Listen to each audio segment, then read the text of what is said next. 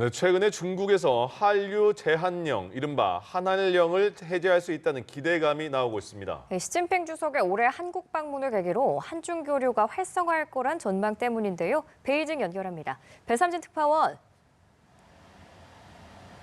네, 베이징입니다. 네, 중국에서 어떤 움직임을 보이고 있나요? 네, 중국 정부는 연내 교육과 문화 영역에 대한 개방을 확대하겠다고 밝혔습니다. 이 때문에 2017년 사드 사태 이후 8년간 묶였던 한류 제한령, 한한령이 풀릴지 관심입니다. 올 하반기 경주에서 열리는 에이펙 회의에 시진핑 주석의 참석이 유력한 상황도 이런 기대감을 높이고 있습니다. 이 소식통에 따르면 중국은 이르면 다음 달 한국의 부총리급의 단장인 문화사절단을 파견할 것으로 알려졌습니다. 올해와 내년 각각 한국과 중국에서 열리는 에이펙 개최를 앞두고 한중 간 교류 증진 작업에 나서는 건데요. 앞서 우원식 국회의장이 시진핑 주석을 만난 자리에서도 한한령 문제를 요청한 바 있습니다. 이 업계 안팎 개선, 민간 문화사절단의 방안을 계기로 한한령이 해제되길 바라는 눈치입니다. 다만 이 전면적 한한령 해제로 이어질지에 대해서는 신중론도 만만치 않습니다. 중국 정부는 한한령과 관련해 시행한 적이 없는 만큼 해제할 것도 없다는 입장을 밝혀왔는데요. 일각에서는 한국 콘텐츠의 개방이 가진 민감성 때문에 점진적인 확대 방안이 고려될 수 있다고 전망하고 있습니다. 네, 중국에 있는 북한 관광 전문 여행사들이 여행 상품을 잇따라 선보이고 있다던데 북한이 코로나19 대유행 이후 5년 만에 중국인 관광객을 대상으로 국경을 개방할 가능성이 지금 커지고 있는 건가요? 네, 베이징 소재 여행사 쯔싱허이는 오는 24일 출발해 3박 4일 동안 북한 라선시를 관광하는 여행 상품을 판매했습니다. 가격은 한 명이 호텔을 이용할 경우 4,599위안, 우리 돈으로 90만 원, 두 명이면 3,599위안으로 70만 원이 조금 넘습니다. 모집 인원은 15명으로 모두 마감됐는데요. 마라톤 행사 참가가 목적이지만 여행 내용을 보면 관광이 대부분입니다. 3박 중 하루는 라선 시내에서 이틀은 교외 호텔에서 보내게 되는데요. 이 여행사는 북한의 낙후한 현실을 감안해 이번 여행이 과거로의 시간 여행이 될 것이라고 홍보하기도 했습니다. 중국 전문 여행사인 고려 투어스와 영 파이오니어스 투어스는 어제부터 한국인과 미국인을 제외한 외국인 대상 개별 관광을 시작한다고 밝히기도 했었습니다. 지난해 초부터 러시아인을 대상으로 라선 관광이 허용된 만큼 중국인을 대상으로 언제든 관광이 재개돼도 이상할 게 없다는 게 현지 분위기입니다. 관광은 북한의 외화벌이의 중요한 수단인데요. 이 때문에 유엔 안보리 제재 대상이 아닌 개별 관광 형태로 진행될 가능성이 있다는 분석이 나오고 있습니다. 네, 트럼프 미국 대통령이 취임한 지 이제 한 달 정도가 지났습니다. 트럼프 대통령은 중국과 새로운 대규모 무역 협정을 준비 중이라고 밝혔는데 중국 정부의 반응은 어떻습니까? 네, 중국은 즉각 반응했습니다. 중국 외교부는 무역 전쟁에는 승자가 없다는 기존 입장을 재확인했는데요. 트럼프 대통령은 지난 18일 기자들을 만나 중국과 새로운 무역 협정 체결이 가능하다고 말했습니다.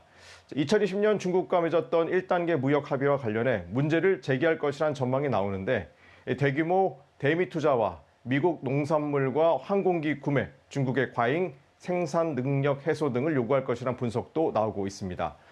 이를 해결할 미중 정상 간 만남 역시 관심이 되고 있습니다. 트럼프 대통령은 그제 시 주석이 미국을 방문하길 기대한다고 말했습니다. 트럼프 대통령이 시 주석과의 만남을 꾸준히 언급하는 건 무역 문제 등에서 톱다운 방식의 담판을 짓겠다는 뜻으로 해석되는데요. 하지만 중국 측에서는 이렇다 할 움직임이 없습니다. 조건이 무르익은 상태에서만 시 주석이 움직이는 것으로 알려진 만큼 미국의 정확한 의도가 파악되기 전까지 반응이 나오지 않을 수 있습니다. 이런 가운데 중국의 금속 업계에서는 성명을 내고 미국이 원해도 알루미늄 등을 수출하지 않겠다고 밝혔는데요. 중국은 미국의 상호 관세에 대해서도 한마디 했습니다.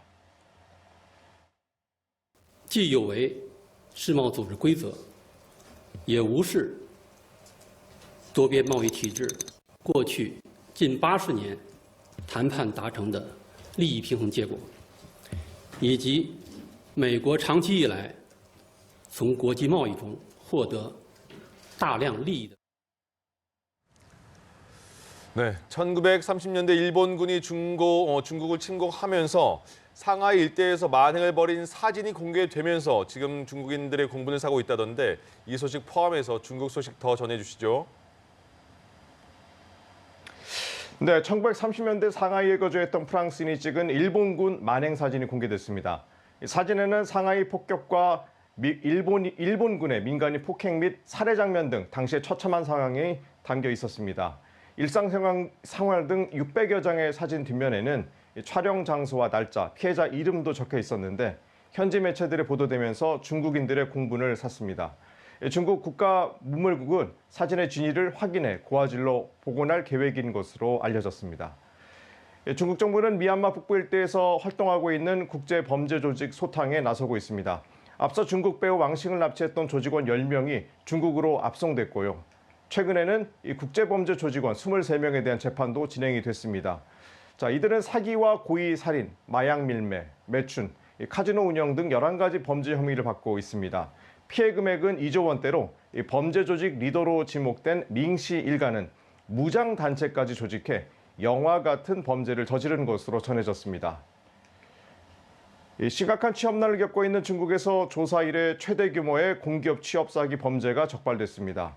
이 조직은 최근 3년간 400여 명의 대학 졸업생에게 8천만 위안, 약 158억 원을 편취한 것으로 드러났습니다.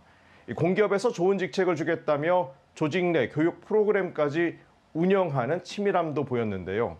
일부 피해자는 21만 위안, 4천만 원이 넘는 돈을 주고 필기시험과 면접 등을 교육받았습니다. 지금까지 베이징에서 차이나워치였습니다.